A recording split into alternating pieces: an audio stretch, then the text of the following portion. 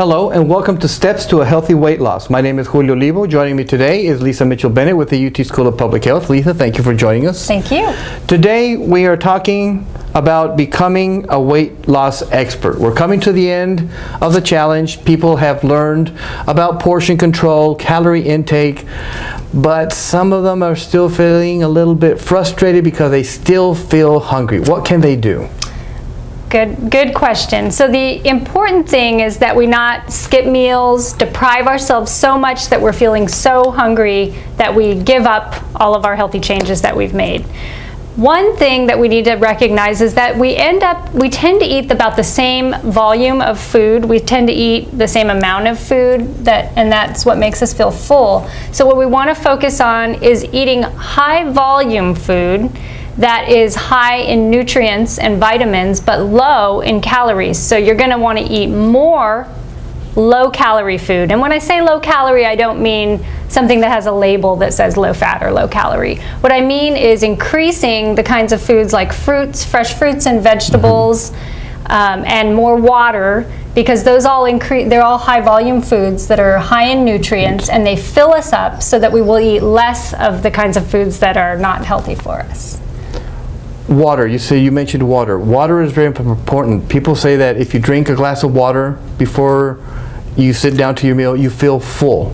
That's exactly right, and especially I try to do that before. If I know I'm going to sit down to a large meal, I try to drink a glass of water, particularly if you're going to be drinking sugary beverages. If you drink a glass of water prior, because you're probably thirsty, and sometimes we think we're hungry when we're thirsty, but if you drink that glass of water, you'll tend to drink less of the sugary beverage, and you'll tend to eat less as well.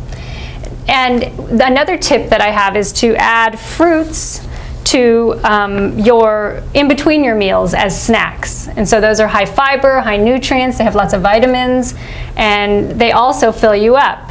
And some tips are to keep frozen fruit in your freezer, or buy fruit in season, or freeze fruit from the grocery store, and then blend that frozen fruit with some non-fat or low-fat yogurt for a great smoothie. And that's great in between meals. You can also keep fruit cups or fruit canned in light syrup or fruit juice at your desk at work for a mid-morning snack.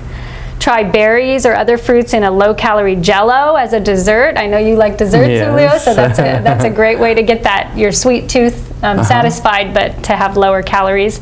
And then always add fruit to your breakfast cereals, whether it's oatmeal or other types of cereals. Add fruit to it so that you're feeling fuller with the right kind of nutrients. What about like in between snacks, something like a trail mix or a granola bar? Mm-hmm. Do you have to look at something specifically to make sure that it's not? So you definitely want to have, again, the high volume type food. There's nothing wrong with occasionally having a granola bar or a trail mix, but you're better off combining that with fruit, so you eat a little bit less of the higher calorie stuff. And you do have to be a little bit careful about some of those so-called healthy snacks. They have a lot of sugar. Right. A lot of things are added to them. Nuts are a healthy snack, but again, the more fruit and vegetable that you can eat, that's a higher volume food that is delivering powerful nutrients and vitamins that you need and fills you up, so you're going to eat less of everything else.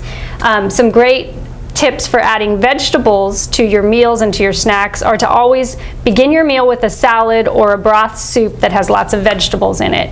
Also use tomato-based sauces instead of cream-based sauces, and add a variety of vegetables such as carrots, mushrooms, bell peppers, spinach, and broccoli to that tomato-based sauce, so that you're getting those vegetables without even knowing it. Sometimes I even can hide vegetables in the spaghetti sauce or different sauces that I give to my kids, and they don't even know they're eating spinach and broccoli, and they're fine with it.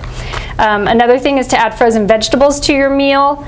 Make your chili with squash. Add any kinds of vegetables. That's going to fill you up. It's going to be high fiber. It's going to be delicious, and it's going to keep you full and not eating the unhealthy stuff that we're trying to avoid. Right. So basically it's just high nutrients, low calories. Mm-hmm. And eating that higher volume food, not to be confused with higher calorie, higher fat food. Got it. Okay. Well, this was Steps to Healthy Weight Loss. Lisa, thank you for joining us. Thank you. And we'll see you next time.